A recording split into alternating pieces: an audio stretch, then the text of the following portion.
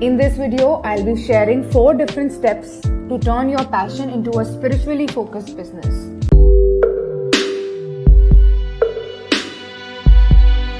Hey everyone, welcome to my channel. If you're new here, I am Mehakleen, a manifestation and tarot coach, and I've been working extensively on educating people about the art of tarot and manifestation. So feel free to hit subscribe if you want to see more videos of mine.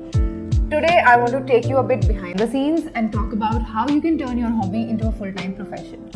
Perhaps you are at that point in your career where you feel like, oh, I just know that there is something that needs to be changed here, but you're not quite sure how to make that happen. Well, make sure you watch today's video because I will give you my best tips on how to take those first steps and make a successful transition. But first, I want to share with you my personal story about how I was able to shift from my failed businesses, to be precise 8, to teaching tarot and manifestation full-time. So, I started learning tarot in 2016 after my breakup of a 7-year-old relationship, where a tarot reading shook me completely, telling me all the whereabouts of my relationship, giving me hopes of reconciliation. That's when things hit differently, as I was always intrigued with the concept of tarot, questioning its origin. But this is one experience that got me more and more interested in this field, and I started to explore everything I could related to tarot. And later did I know I would get so much involved and in love with tarot to actually use it in my daily life. I got more in depth of it, where I started to take my hobby a little more seriously, and I helped many others with tarot without the intention of making it a business. I was hustling to get my previous business off the ground until COVID hit us all. And like everybody else, 3 of my businesses were shut. I lost all my clients and I was forced to think of something else to earn my livelihood. Then in 2020, I saw an opportunity to get online. And I started teaching other people, but I was so anxious and worried as I had already invested a lot of money into my other businesses. I thought, oh my goodness, am I just going to throw it all away? And to top it up, everybody kept telling me it will all get back to normal. Just don't worry, take things slow and don't take any decisions in panic. But somehow in my heart, I just felt it was now or never. As I was living on my last few savings, I was really scared about everything, but my intuition guided me to move ahead. And I started teaching tarot. I shut all my businesses and focused my energy and attention only to tarot. I remember people making fun of me. When I first came up online, it was not easy. And I launched myself as a tarot reader. But it was heart-wrenching and demotivating at first, and deep down somehow I knew this is not the end, this is the beginning of the rest of my life, and I launched my soul school. And now 2 years later, I'm really blown away to see how far I've come across. Today, my soul school has over 10,000 students, and we are one of the best online resources to learn tarot and manifestation, for which I'm grateful for, as it has enabled a beautiful lifestyle and freedom for me and my family. So, how do you become a spiritual entrepreneur? In this video, I'll be sharing 4 different steps to turn your passion into a spiritually focused business. Though these steps could really work for any entrepreneur nowadays, but what I recommend to people is to really begin by thinking about what is your niche. For example, my niche is tarot coaching, and I'm taking a contemporary approach on how to use tarot and manifestation together, where I use tarot to seek guidance and manifest all that one can desire. That's really my focus here. That's my niche.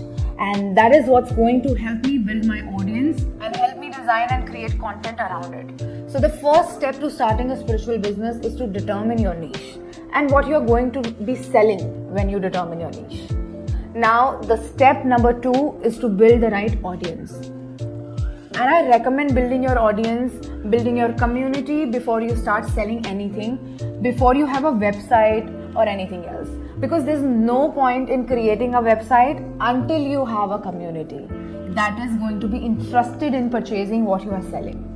Now, there are many different ways to build your community, and luckily with technology, we have so many options available to us to get ourselves into the community and establish ourselves as a thought leader in that particular niche. So there are really so many great advantages about living in the 21st century, but you are gonna have to embrace the technology, and that means picking some social media platforms. I don't recommend doing them all together, but pick just one for now and start being consistent in it. Be consistent in posting your content every week. Regularly engage with your audience and start to connect with members of other similar communities of your niche and build relationships.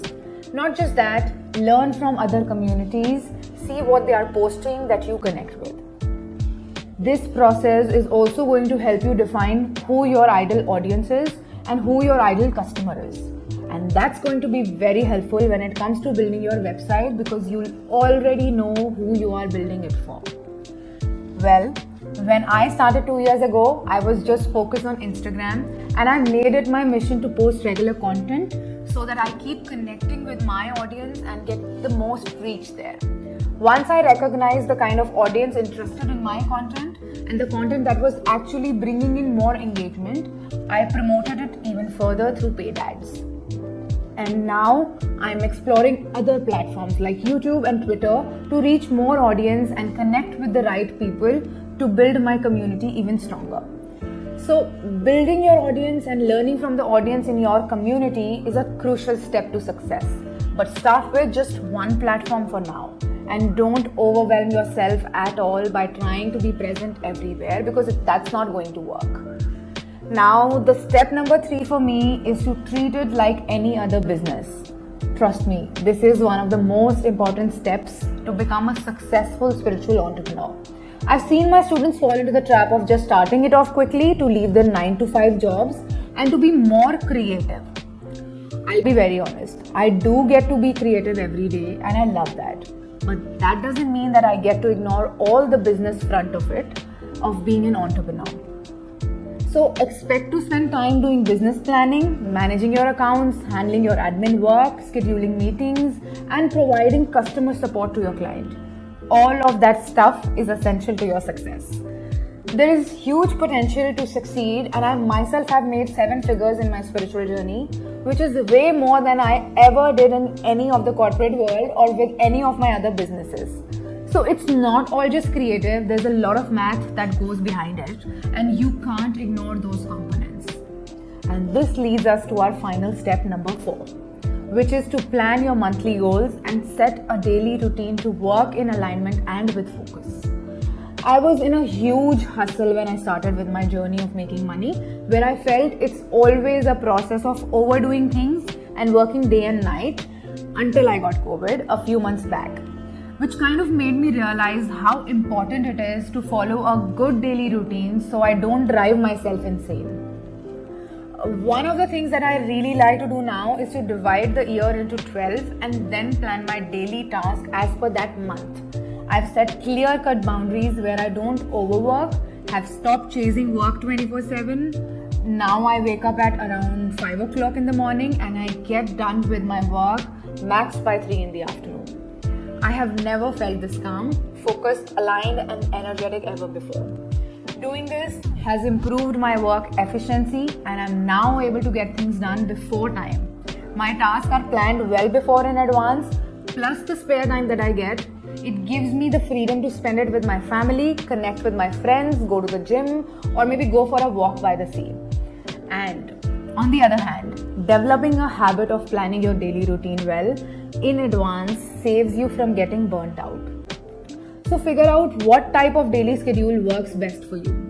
Some of us love to challenge ourselves by waking up early, and that's me, but you are your best judge here to decide what works best for you and plan your schedule accordingly.